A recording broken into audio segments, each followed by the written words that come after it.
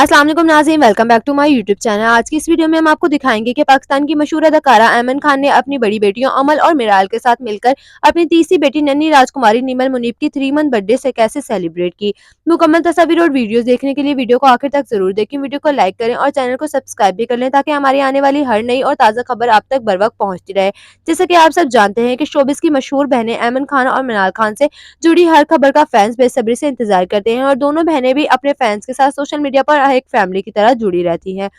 अल्लाह ताला ने एक बार फिर ऐमन खान और मुनीब भट्ट के घर अपनी तीसरी रहमत अता की और 3 बेटियों के वालिद बनने के बावजूद मुनीब भट्ट की मोहब्बत में कोई कमी नहीं आई, बल्कि हर बेटी का दिल से शानदार इस्तकबाल किया। हाल ही में नन्ही निमल मुनीब 3 माह की हो गई है, जिस पर ऐमन खान ने घर पर सादगी के साथ अपनी बेटी की 3 मंथ बर्थडे सेलिब्रेट किया। अमल और मिराल दोनों बहनों ने अपनी मामा ऐमन खान के साथ मिलकर केक कट किया और हर किसी ने नन्ही राजकुमारी निमल मुनीब के लिए लंबी उम्र और सेहत की दुआएं की। अब फैंस को बेसब्री से निमल मुनीब के फेस रिवील का इंतजार है।